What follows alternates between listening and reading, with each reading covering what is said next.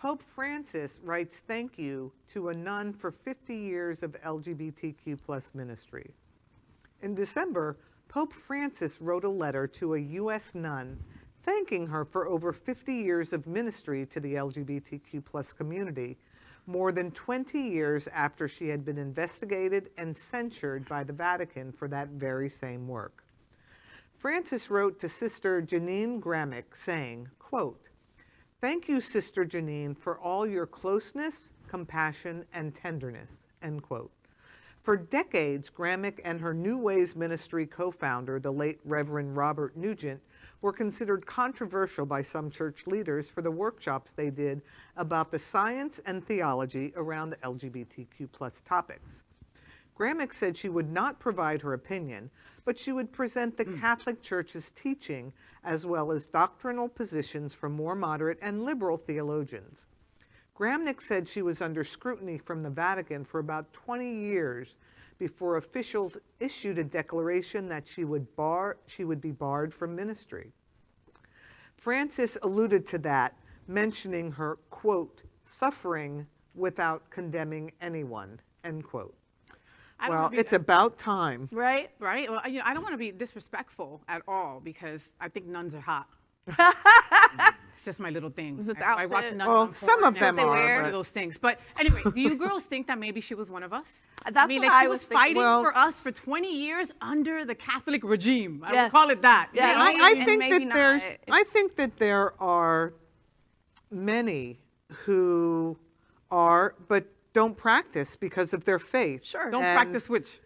They don't. The nunnery or the lesbian? No, they don't practice their sexuality because, it's a commitment to the church. Whether it's with men or women, it's a commitment to the church. You're married to the church. Yes. So, and obviously we know some people don't, keep those vows. But, I think that she was a very compassionate person that recognized that y'all means all. Right. And keeping on that theme, and that these vulnerable people deserved being able to be spiritual just like anybody else. What do you think, LaTanya? I'm interested in what I'm wondering what you're thinking. Look at your cute ass face. Oh, well, thank you. It gets cuter when I look at you lovely ladies. Oh, smooth talker. Yes.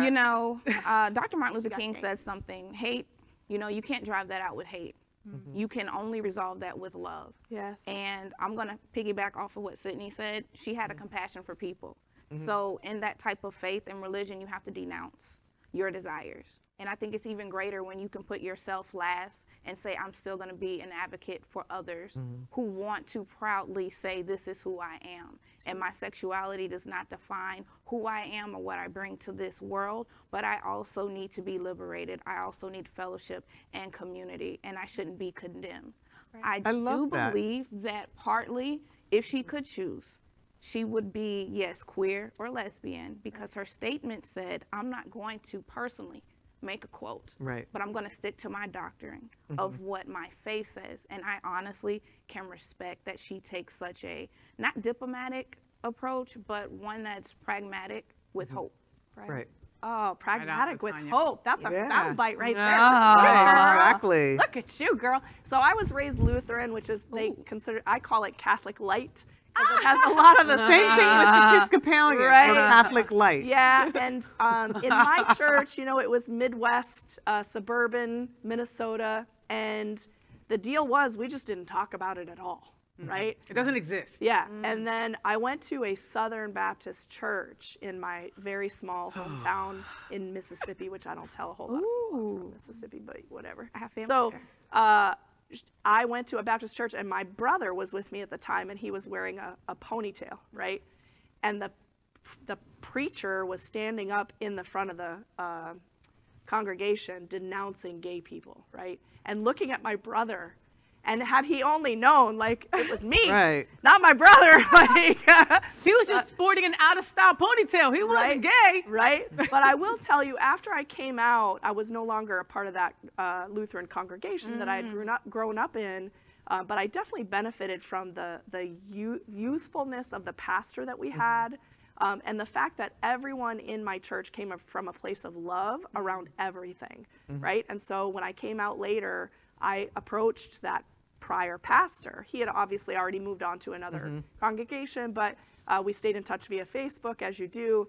And he was so loving and so generous, and Wonderful. so that's really what this story made me think about was, you know, all of the people who are engaged in religion and are doing it right. And when you came out, Lexi, you, like you said, I'm sorry, I just wanted to double check. Yeah. You said that you left that church because you could no longer sit and listen to this crapness, right? Yeah. What do you think about people who stay at churches like that? Like, I know, like, personally, some girlfriends of mine, a couple that go to a Catholic church. Right. They don't go in holding hands or anything like that, but like, do they go in there for the torture? Like, I don't get it. I think it really has more to spirituality. do with like the ritual, right? And the But there's gay churches. Yeah, but Catholic is Catholic. right? Being a Catholic is very different It's very than going to ritualistic. Unity on the Bay. It's very ritualistic. There's a lot of tradition. Yes. And so for me personally, when I go into a Lutheran congregation, I know what to expect in the service from beginning to end, right? It's always the same no matter where you go.